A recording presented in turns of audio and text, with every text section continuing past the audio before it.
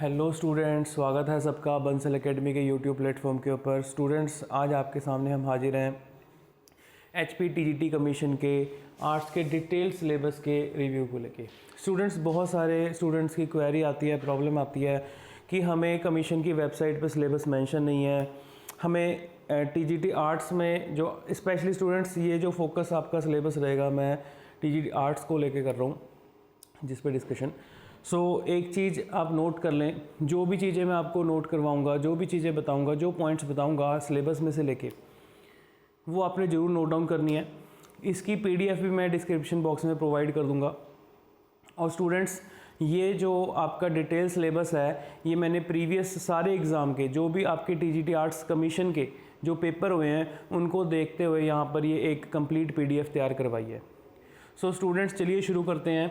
TGT arts का full detail syllabus commission की website पे नहीं मिलता, कहीं पे भी नहीं मिलता, आप जाके चेक कर लो। लेकिन स्टूडेंट्स, मैंने आपके सामने हिस्ट्री, पॉलिटी, ज्योग्राफी, इकोनॉमिक्स जो आपके कोर सब्जेक्ट हैं उनको टोटली बाइफरकेट करके आपके सामने पेश किया है। तो चलिए शुरू करते हैं स्टूडेंट्स हिस्ट्री से। हिस्ट्री एक ऐसा इम्पॉर्टेंट सब्जेक्ट है जहाँ पर आप कंफ्यूज हो जाते हैं कि क्वेश्चन कहाँ से पूछे जाते हैं, क्या पूछे जाते हैं, एंशिएंट कहाँ से पढ़ें, मिडाइवल कहाँ से पढ़ें, मॉडर्न कहाँ से पढ़ें, NCERTs करें, कोई और दूसरी बुक करें, किसी ऑथर की बुक करें। स्टूडेंट्स, सबसे पहली बात यह है कि आपको हिस्ट्री का जो मटीरियल है वो बहुत ज़्यादा अवेलेबल है मार्केट में, और सबसे ज़्यादा आपको ज़रूरत है कि आप कुछ भी पढ़ रहे हैं तो वो बहुत ही ज़्यादा अपना प्रिसाइज होकर पढ़ें। स्टूडेंट्स, हिस्ट्री की अगर बात करते हैं, यहाँ पे नोट कर लो, सबसे पहले हम एंशिएंट हिस्ट्री को डिकोड करेंगे। भाई, एंशिएंट हिस्ट्री में आपको कैसे क्वेश्चन पूछे जाते हैं। अब स्टूडेंट्स, कहीं पे भी आपको सिलेबस में मेंशन नहीं है prehistoric period, Harappa civilisation सबसे इम्पॉर्टेंट टॉपिक है, सबसे बेसिक क्वेश्चन यहाँ से आपको पूछ लिए जाते हैं। आपको स्टूडेंट स्टोन एज का और कुछ नहीं, आपको ये क्वेश्चन पूछ लेगा कि सबसे पहले कॉपर कब यूज़ हुआ, आयरन कब यूज़ हुआ, ब्रॉन्ज कांसे का यूज़ कब होता था, तांबे का यूज़ कब होता था। सिलेबस में मेंशन नहीं है, लेकिन क्वेश्चन पूछ लेगा। चालकोलिथिक पीरियड के बारे में पूछ लेगा। तो इसलिए जो चीज़ें आपको बता रहा हूँ, आपने अगर कोई बुक भी प्रेफर करनी है तो स्टूडेंट्स, मैं साफ साफ आपको एक बात क्लियर कर दूं कि आप 6 से लेके 12th की NCERTs, 6ठी क्लास से लेके 12वीं क्लास की जो NCERTs हैं, उन सब में आपको ये सिलेबस मिलता है। लेकिन क्या सारी की सारी NCERT पढ़ने की ज़रूरत है? स्टूडेंट्स, नहीं, सारी NCERTs पढ़ने की ज़रूरत नहीं है। ध्यान से समझना जो आपको पॉइंट बता रहा हूँ। Prehistoric period, Harappan civilisation, Indus valley civilisation. अब इंडस वैली सिविलाइजेशन में भी सबसे इम्पॉर्टेंट चीज़, आप ये हिस्ट्री जो है वो अपने स्टेट के रेफरेंस से पढ़ेंगे। स्टूडेंट्स, जो अपने स्टेट में जो HP में आपको क्वेश्चन पूछा जाएगा कि इंडस वैली साइट्स कौन कौन सी मिलती हैं, कौन से रेफरेंस आपको मिलते हैं हिल स्टेट के, ये क्वेश्चन आपको पेपर में पूछे जाएंगे। Vedic civilisation, Mahajanapadas, religious reforms, very very important point. Religious reforms आपको एंशिएंट टाइम पे, रिलीजियस रिफॉर्म्स आपको मिडाइवल टाइम पे, सोशल रिलीजियस रिफॉर्म्स आपको मॉडर्न टाइम पीरियड पे।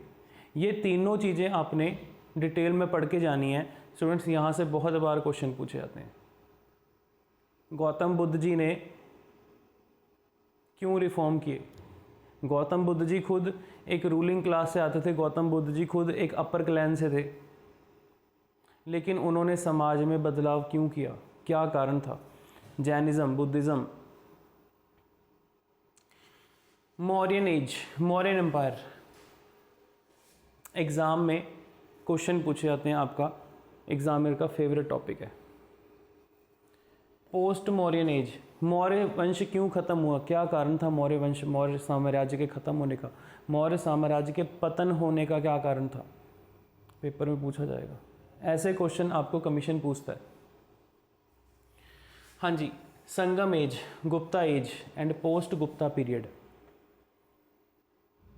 एक समय पे गोल्डन टाइम पीरियड कहा जाता था गुप्ताज एज को। क्या कारण था गुप्ताज एज के गोल्डन टाइम पीरियड का? आइडल वर्शिप का कंसेप्ट कहाँ से आता है? तो स्टूडेंट्स ये चीज़ें हम क्लास में डिटेल में डिस्कस करेंगे, ठीक है जी। नेक्स्ट मिडाइवल हिस्ट्री की बात करें, मिडाइवल इंडिया की बात करें स्टूडेंट्स, तो आपको मध्यकालीन भारत में से क्या चीज़ें पूछी जाएंगी? सबसे पहली बात कि मध्यकालीन भारत की शुरुआत कहाँ से होती है? Early medieval period. राजा हर्षवर्धन का रूल 647 AD तक रहता है। उसके बाद इंडिया में, अपने भारत में कैसी उथल पुथल हुई कि यहाँ पर मध्यकालीन भारत में क्या क्या चेंजेस आए, यही क्वेश्चन आपको स्टूडेंट्स पूछे जाएंगे। साथ के साथ मैं आपको कुछ पॉइंट जो बता रहा हूँ वो आपने ज़रूर नोट डाउन करने हैं।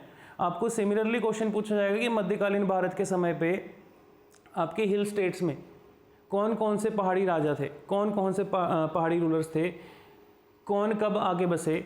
सेम आपको क्वेश्चन पूछा जा सकता है कि कौन से एम्पायर जो है पहाड़ी रूलर्स के एंशिएंट टाइम पीरियड में थे। त्रिगर्ता किंगडम के बारे में क्वेश्चन पूछा जाता है, अडम्बरास के बारे में क्वेश्चन पूछ लिया जाता है। सबसे बड़ा ट्राइब कौन सा था? प्रीवियस एग्जाम में क्वेश्चन पूछा गया है कि सबसे ओल्डेस्ट ट्राइब कौन सा मिलता है आपको हिल स्टेट्स में। तो ऐसे क्वेश्चन आपको हिस्ट्री के पूछ लिए जाते हैं। हाँ जी, मध्यकालीन भारत में से students north India, south India में क्या डिफरेंस था? जितने भी मुस्लिम इन्वेडर आ रहे थे, जितने भी हमलावर आ रहे थे, वो नॉर्थ इंडिया में रूल कर रहे थे, वो साउथ इंडिया तक नहीं जा पा रहे थे। उसके पीछे क्या लॉजिक था, क्या कारण था? आपसे पूछ लेगा एग्जामिनर। साउथ इंडिया किंगडम के बारे में पूछ लेगा। जो सबसे इंपॉर्टेंट ट्राई पार्टी स्ट्रगल हुआ था वो क्यों हुआ था, किस चीज़ के लिए हुआ था? तो ऐसे क्वेश्चन आपको एग्जामिनर पूछ लेता है। स्टूडेंट्स ये सारी चीज़ें आपको कंप्लीट डिटेल में, सारी की सारी जो अभी मैं आपको ये डिटेल सिलेबस एनालाइज करके बता रहा हूँ, यही चीज़ें आपको डिटेल में क्लास में करवाऊँगा।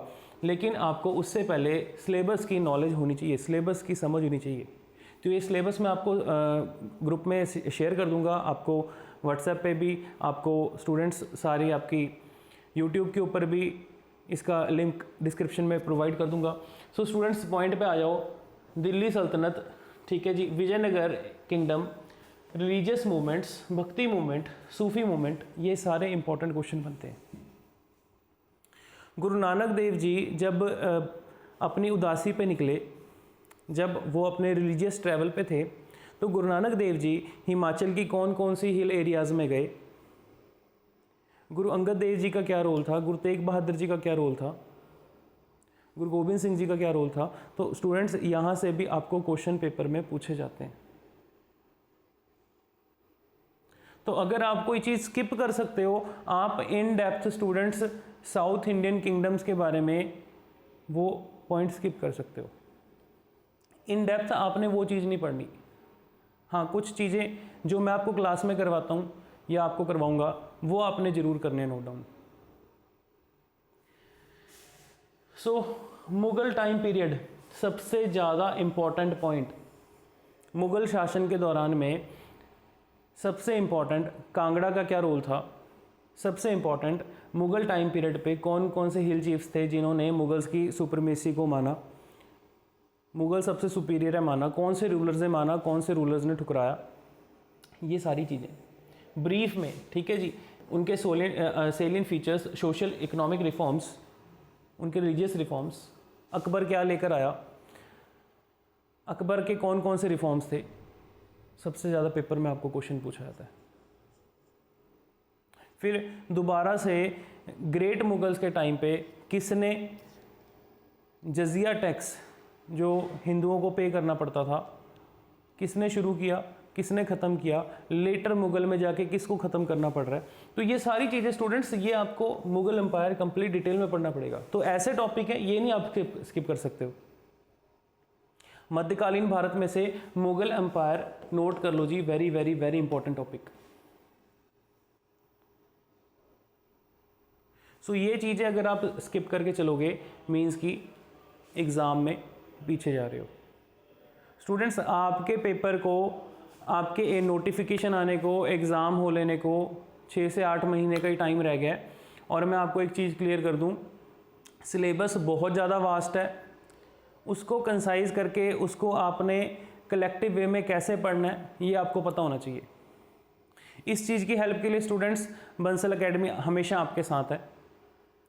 ठीक है, चलिए आगे नेक्स्ट देखते हैं स्टूडेंट्स। सबसे ज़्यादा इंपॉर्टेंट मॉडर्न हिस्ट्री। अब मॉडर्न हिस्ट्री की बात हो रही है कि किस मुगल शासक के टाइम पे ब्रिटिशर इंडिया आए थे, किसको जहांगीर ने मनसबदारी दी थी, किसको राइट्स दिए, किसको राइट नहीं दिए, ट्रेडिंग राइट किसको मिले किसको नहीं मिले, ये चीज़ें इन डिटेल में समझ के पढ़ेंगे। क्यों अंग्रेज क्यों आए सी रूट से? हमारा जो ट्रेड था वो तो ऑलरेडी स्टूडेंट्स बाय रोड था। बाय रोड तो एंशियंट टाइम से ट्रेड था इंडिया का, पूरे एशिया का, यूरोप कॉन्टिनेंट के साथ। तो अंग्रेज बाद में मध्यकालीन भारत के समय पे या इसके बाद जब मॉडर्न एरा स्टार्ट होता है उस टाइम पे सी रूट से क्यों आते हैं?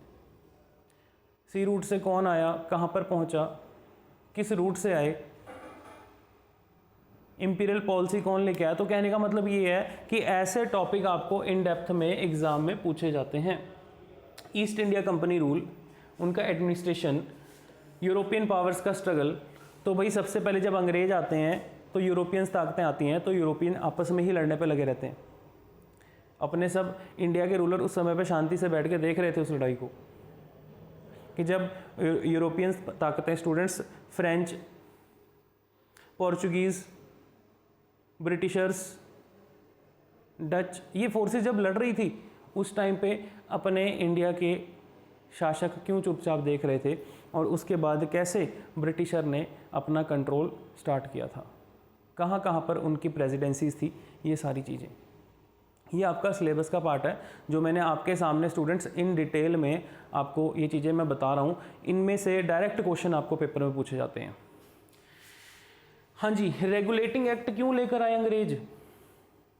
रेगुलेटिंग एक्ट किसके लिए लेकर आए थे? ईस्ट इंडिया कंपनी को रेगुलेट करने के लिए इंग्लैंड से क्यों पास हो रहा था रेगुलेटिंग एक्ट? क्या कारण था? अंग्रेज़ों को यहाँ व्यापार करने के लिए भेजा था, वो यहाँ पर एकदम से रूल नहीं कर सकते थे, एकदम से अपनी चीज़ों को इंडिया में इस्टेब्लिश नहीं कर सकते थे, अपने रूल को स्थापित नहीं कर सकते थे। उनके लिए भी कुछ टर्म्स एंड कंडीशन थी, और जो भारत में व्यापार करने आई थी वो सारी की सारी प्राइवेट कंपनीज थी। प्राइवेट कंपनियों ने इंडिया में रूल किया। लेकिन रेगुलेटिंग एक्ट क्या था, यहाँ से क्वेश्चन पूछा जाएगा। किस ईयर आया, कब आया? जिस समय पे अमेरिका आज़ाद हो रहा है। अमेरिका किसका गुलाम देश था? अमेरिका सबसे पहले आज़ाद होता है, किनसे आज़ाद हुआ? तो ये सारी चीज़ें हम डिटेल में डिस्कस करेंगे। ठीक है जी। चार्टर्ड एक्ट, सारे के सारे चार्टर्ड एक्ट इंडिया में जो आए बहुत ज़्यादा इम्पोर्टेंट। यही चार्टर्ड एक्ट स्टूडेंट्स जब इंडिया में इम्प्लीमेंट हुए तो हमारे देश में उस टाइम पे कॉन्स्टिट्यूशनल डेवलपमेंट की भी शुरुआत हो जाती है। अंग्रेज़ों से हमें कोई प्रॉब्लम नहीं थी। प्रॉब्लम कहाँ से शुरू होती है? जब ब्रिटिशर ने इंडियंस के लिए इंग्लिश लैंग्वेज इंट्रोड्यूस कर दी। 1857 का विद्रोह क्यों हो रहा है? ठीक है, उसके सबसे मेन कारण क्या थे? डिटेल में हम कई चीज़ें पढ़ लेते हैं, लेकिन कुछ ऐसे क्वेश्चन आते हैं जो फिर हमें पेपर में समझ में नहीं आते। तो स्टूडेंट्स, ये मैंने आपके सामने डिटेल सिलेबस मैं आपके सामने एनालाइज लेकर आ रहा हूँ, जो ये आप प्लीज़ ज़रूर इस वीडियो को ध्यान से समझें, देखें। वीडियो पसंद आ रही हो वीडियो को ज़रूर लाइक करके जाएं। ठीक है जी। इंडियन किंगडम्स 18वीं सेंचुरी के टाइम पे मराठास, पंजाब, मैसूर, हैदराबाद में निज़ाम किसको नियुक्त किया जा रहा था? निज़ाम की क्या पावर थी? पंजाब, अब पंजाब का क्वेश्चन आपके पेपर में डेफिनेटली पूछा जाता है, क्योंकि उस समय पे स्टूडेंट्स हिल स्टेट और पंजाब के जो रूलर्स थे आपस में, उनमें जो झगड़ा चल रहा था, उनमें जो टसल थी, उसको कौन सॉल्व करवाता है? अंग्रेज। गोरखाओं के शासन से किसने बचाया था? अंग्रेजों ने। तो पेपर में आपको क्वेश्चन जरूर पूछे जाते हैं कि कौन से गोरखा रूलर्स आ रहे थे रूल करने के लिए, उन्होंने हिमाचल प्रदेश में किसको अपना कैपिटल बनाया, कहाँ पर अपना रूल किया, फिर अंग्रेज़ों के साथ कौन सी ट्रीटी हुई, ये सारी चीज़ें आपको पेपर में पूछी जाती हैं। तो ये सारे पॉइंट्स मैं आपको इन डेप्थ डिटेल में बता रहा हूँ, एनालाइज करके जो जो पेपरों में क्वेश्चन आपको पूछे गए हैं। British expansion policies doctrine of labs, subsidiary alliance, economic policies अंग्रेज़ों की, एजुकेशन पॉलिसीज़, इन सब पॉलिसियों के आने के कारण ही 1857 का विद्रोह हुआ। और ये सारी पॉलिसीज़ हम डिटेल में डिस्कस करेंगे। सबसे ज़्यादा अंग्रेज़ों ने पीजेंट्स को, किसानों को परेशान किया। तो स्टूडेंट, जो भी मैं आपको ये पॉइंट्स बता रहा हूँ, इन सब के नोट्स बहुत ही ल्यूक्रेटिव मैनर में आपको इन सब के नोट्स हमारी एकेडमी से आपको प्रोवाइड किए जाएंगे। स्टूडेंट्स, इन सब के हैंडआउट्स आपको इन PDF फॉर्म प्रोवाइड किए जाएंगे। अगर आप बंसल एकेडमी से जुड़ते हैं तो आपको बाहर से कोई स्टडी मटेरियल परचेज करने की ज़रूरत नहीं है। सो आई होप स्टूडेंट्स, आपके सामने अगर मैं सिलेबस भी डिकोड कर रहा हूँ तो आपको ये चीज़ें भी समझ आ रही होंगी कि डायरेक्ट आपको क्वेश्चन कहाँ से पूछे जाते हैं। चलिए नेक्स्ट है जी, गवर्नर जनरल अच्छे तरीके से पढ़ने। गवर्नर जनरल अच्छी तरीके से पढ़ लिए तो आधी मॉडर्न हिस्ट्री तो वहीं पे हो गई। आपने अगर डिटेल में पढ़ लिया कि कौन सा गवर्नर जनरल कब आ रहा है, किसके साथ कौन सी ट्रीटी हो रही है, किसके साथ किस समय पे कौन सी वॉर हो रही है, ट्रीटी ऑफ सगौली कब हो रही है, आपकी फर्स्ट एंग्लो सिख वॉर की ट्रीटी कब हो रही है, सेकंड एंग्लो सिख वॉर के बाद किसका शासन जो है शुरू हो रहा है, किसको पंजाब का गवर्नर नियुक्त किया जा रहा है उस टाइम पे, ये सारे इंपॉर्टेंट क्वेश्चन बनते हैं। ठीक है जी।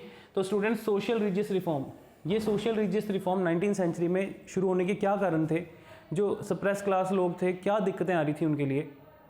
1857 का वही टाइम पीरियड है, इसी दौरान पे आपके सोशल रिलीजियस रिफॉर्म भी शुरू हो रहे हैं, इसी दौरान पे विद्रोह भी हो रहा है। तो ये सारी चीज़ें हम डिटेल में क्लास में स्टूडेंट डिस्कस करेंगे। ठीक है जी। कौन कौन से रिफॉर्मर्स आए, इन डेप्थ आपको क्वेश्चन पूछा जाता है इसमें से। हाँ जी। नेक्स्ट है स्टूडेंट्स कि 1857 के विद्रोह के बाद क्या चेंजेस आते हैं। गवर्नर जनरल ऑफ इंडिया से vice Roy of India.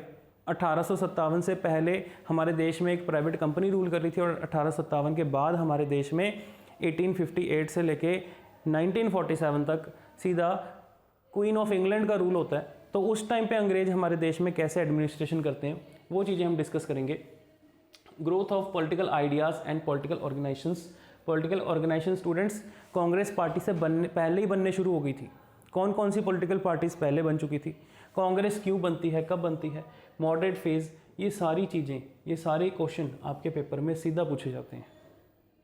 Direct question आते हैं यहाँ से, नोट कर लेना। आपके पेपर में ये कांग्रेस, इंडियन नेशनल कांग्रेस का क्वेश्चन पक्का पूछा जाएगा।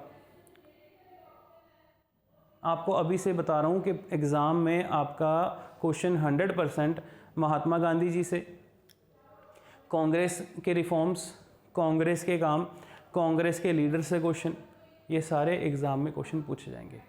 इसका सबसे बड़ा पॉइंट क्या है, स्टेट गवर्नमेंट किसकी है, स्टेट का पेपर है, तो आपको ऐसे क्वेश्चन पेपर में स्टूडेंट्स डेफिनेटली पूछे जाते हैं। सूरत स्प्लिट कब हुआ, ऑल इंडिया मुस्लिम लीग क्यों बनी, कब बनी, Morley Minto reform, government of India act 1909, government of India act 1919, government of India act 1935 1935 का, वेरी वेरी वेरी इंपॉर्टेंट। तो स्टूडेंट्स ये सारे के सारे, ठीक है, होम रूल मूवमेंट, तो ये आपके सामने मैंने सारा का सारा सिलेबस जो है ये डिकोड कर दिया है आपके सामने। ये सारा सिलेबस स्टूडेंट्स जो मैं लेके आ रहा हूँ, ठीक है, ये एक एक पॉइंट अगर आप नोट कर लेते हैं और उस हिसाब से अपनी तैयारी करनी शुरू कर देते हैं, अगर आपको कोई प्रॉब्लम आ रही है, आपको सपोर्ट करने के लिए हम बैठे हैं। गांधीयन इरा 100% क्वेश्चन आएगा, लिखवा के ले लो, 100% गांधीयन इरा से। खिलाफत movement, non cooperation movement, Swaraj party, definitely question आएंगे। तो इंडियन फ्रीडम स्ट्रगल से जिस टाइम पे कांग्रेस पार्टी का स्टूडेंट सबसे बड़ा रोल था देश को आज़ाद कराने में, सारे के सारे जो एलीट सेक्शन के लोग थे, जो एजुकेटेड लोग थे, जो उस टाइम पे जो मिडिल क्लास एजुकेटेड लोग थे, उन सब का क्या इम्पोर्टेंस था, एग्ज़ाम में क्वेश्चन पक्का पूछा जाएगा। इसके अलावा स्टूडेंट्स हिल स्टेट में उस टाइम पे कौन कौन से आंदोलन हुए, प्रीवियस एग्जाम में क्वेश्चन पूछे गए, आपको अभी भी क्वेश्चन पूछे जाएंगे। सो ऐसे क्वेश्चन जैसे जो धामी मूवमेंट हुआ था, धामी स्टेट के रूलर जो थे, राणा जो थे, उन्होंने जो एक्ट किया, पिछले लास्ट टाइम क्वेश्चन पूछा गया। उस टाइम पे कौन से कांग्रेस लीडर्स ने जो है आम जनता की सपोर्ट की थी। क्वेश्चन पेपर में पूछे जाते हैं इससे। क्विट इंडिया मूवमेंट का क्या रोल रहा, किसने किसने पार्टिसिपेट किया, ठीक है जी। सुभाष चंद्र बोस के बारे में, इंडियन नेशनल आर्मी, राजा गोपालाचारी फॉर्मूला। अब किसको साउथ इंडिया का गांधी किसे कहा जाता है, पहले कौन से थे इंडियन जिनको सबसे पहले भारत रत्न दिया गया, तो ऐसे क्वेश्चन पेपर में पूछे जाते हैं, ठीक है। शिमला कॉन्फ्रेंस क्या थी, पेपर में क्वेश्चन सीधा आएगा। तो आपके सामने स्टूडेंट्स मैं एक एक चीज़ आपको बता रहा हूँ कि आपको एग्जाम में क्वेश्चन कहाँ कहाँ से पूछे गए। इंडियन इंडिपेंडेंस एक्ट 1947, पार्टीशन, एटले डिक्लेरेशन। जब भारत, हमारे देश को आज़ादी मिली स्टूडेंट्स, हमारा प्यारा देश आज़ाद हुआ, उस समय पे इंग्लैंड का प्राइम मिनिस्टर कौन था। जब राउंड टेबल कॉन्फ्रेंस हो रही थी उस समय पे इंग्लैंड का प्राइम मिनिस्टर कौन था, वाइसरॉय ऑफ इंडिया तो आपको पता होना चाहिए, इंग्लैंड का प्राइम मिनिस्टर। गांधी जी को हाफ नेक्ड फकीर किसने कहा है, ये लाइन किसने बोली है, ये क्योट किसने बोला है। सुभाष चंद्र बोस के, उनके न्यूज़पेपर, उनकी पार्टी, उनके क्योट्स, महात्मा गांधी जी के बारे में उनके न्यूज़पेपर, उनके क्योट्स, रविंद्रनाथ टैगोर के द्वारा जो दिए गए क्योट्स थे। तो मतलब इनके द्वारा जो मैसेजेस दिए गए थे, जो ऐसे शब्द यूज़ किए गए, शब्दावली यूज़ की गई थी, कई बार उनके ऊपर भी क्वेश्चन आपको सीधे पूछे गए। A teacher is like a burning lamp, commission में क्वेश्चन पूछा गया कि ये लाइन किसने बोली है। Swaraj is my birth right, I shall have it, ये लाइन किसने बोली है। तो ऐसे क्वेश्चन पेपर में पूछे गए हैं स्टूडेंट्स, ठीक है। इन चीज़ों को आप लाइटली नहीं ले सकते। कई बार क्या होता है, आप कुछ पढ़ते हैं और काफ़ी कुछ चीज़ें फिर स्किप कर देते हैं, वही क्वेश्चन आपको पेपर में पूछे जाते हैं। आगे है जी नेक्स्ट स्टूडेंट्स, इंडियन ज्योग्राफी। आपके पेपर के एग्जाम पॉइंट ऑफ व्यू से स्टूडेंट्स इंडियन ज्योग्राफी सबसे ज़्यादा इंपॉर्टेंट है। इंडियन ज्योग्राफी में location, latitude, longitude, time zones, India का मोस्ट इंपॉर्टेंट टॉपिक। आपके पेपर में स्टूडेंट्स इंडिया की लोकेशन प्लस इंडिया में अपने हिमाचल की लोकेशन, कितने लॉन्गिट्यूड कितने लैटिट्यूड के ऊपर लाई करता है, टाइम जोन वाला क्वेश्चन बहुत ज़्यादा इंपॉर्टेंट है। फिर उसके बाद नेबर स्टेट्स। अब ध्यान रखना, जम्मू कश्मीर स्टेट नहीं रहा है, यूटी बन चुका है, तो याद रखना जम्मू कश्मीर लद्दाख जो यूटी आ गया है, तो अब कौन सी नेबर हमारी स्टेट है, कौन सी यूटी है, कौन सी इंटरनेशनल बाउंड्रीज़ हैं, इन चीज़ों के क्वेश्चन ध्यान से नोट करके जाना, पढ़ लेना। इंपॉर्टेंट स्टेट्स कौन कौन सी हैं इंडिया की, इंडिया के अलावा इंटरनेशनल जो आपकी इंपॉर्टेंट स्टेट्स हैं स्टूडेंट्स, उनमें से भी आपको क्वेश्चन पूछा जाता है। उसके बाद है जी स्टेट एंड देयर पोजीशन। जैसे कि मैं आपको बता चुका हूँ, इसमें भी आपको सीधा हिमाचल का क्वेश्चन आएगा कि हिमाचल की एग्जैक्ट पोजीशन क्या है, लोकेशन क्या है, कौन कौन से हमारे पड़ोसी स्टेट हैं, कौन सी पड़ोसी यूटी है, कौन से आपके पड़ोसी इंटरनेशनल बाउंड्री लगती है, ठीक है जी। State with international boundaries definitely exam में पूछा जाएगा आपको, क्योंकि स्टूडेंट्स एग्जामिनर आपसे चाहेगा कि अगर आप एक कमीशन का पेपर दे रहे हैं तो आपको ये नॉलेज होनी चाहिए। तो जैसे मैंने आपको हिस्ट्री का सारा समझाया है, उस अकॉर्डिंग आप खुद भी पढ़ सकते हैं, लेकिन आपको किसी एंगल से कोई प्रॉब्लम आ रही है, कोई दिक्कत आ रही है, तो उसके लिए हम आपके साथ बैठे हैं। अब स्टूडेंट्स फिजिकल फीचर में सबसे इंपॉर्टेंट चीज़ है जी द हिमालयस। अब इस टॉपिक से आपको डेफिनेटली क्वेश्चन पूछा जाएगा, क्योंकि अपनी हिमालय स्टेट है, तो हिल स्टेट का क्वेश्चन आपको एग्ज़ाम में पूछा जाएगा, इसमें कोई भी शक वाली बात नहीं है। सो हिमालय स्टेट विद रेफरेंस जो आपको चाहे एनसीईआरटीज़ में दे रखा है, चाहे कोई आपको स्टैंडर्ड बुक में दे रखा है, वो भी आप कवर कर सकते हैं, या कोई लेटेस्ट। अब ज़रूरी नहीं है आप कहोगे कि हम स्टैंडर्ड बुक पढ़ के चले गए, हम एनसीईआरटी पढ़ के चले गए, क्या वो सफिशेंट है। अगर एग्ज़ाम में क्वेश्चन आ गया कि उत्तराखंड में क्यों पीछे जो है ज़मीन धंस रही थी, जम्मू में क्यों ये इंसिडेंट देखने को मिला, तो वो भी तो इसका ही क्वेश्चन बन गया। तो हम सोचेंगे कि किसी बुक में तो दिया ही नहीं हुआ। इंडिया जो है, हिमालय स्टेट जो बनी है, इंडिया किस लैंडमास का हिस्सा था, गोंडवाना लैंड जो थी, गोंडवाना लैंड में से कौन कौन से आपकी मेजर प्लेट्स और माइनर प्लेट्स निकली हैं, वो भी तो क्वेश्चन पूछ सकते हैं आपको फिजिकल फीचर में से। तो Himalaya geological forms, climate, vegetation, soil, biodiversity, ये सारे पॉइंट आपको इम्पॉर्टेंट मेजर पासेस, ये सारे के सारे पॉइंट स्टूडेंट्स आपको एग्जाम में पूछे जाते हैं, ये सारे क्वेश्चन बन के निकलते हैं। जोजिला पास, बेनिहाल पास, शिपकीला पास, क्वेश्चन आपको पूछा जाएगा। अब क्वेश्चन पूछा जा सकता है डोकोलाम पास का भी। भाई डोकोलाम पे क्या इशू हुआ था, आपको पता है, इंडिया और चाइना का कॉन्फ्लिक्ट चल रहा था, एग्ज़ाम में पूछ लेंगे, ये चीज़ें पूछी जा सकती हैं। उसके बाद है जी ग्रेट नॉर्दर्न प्लेन, तो जो अपने इंडिया का जो plain area, division, climate, vegetation, biodiversity, peninsular plateau students,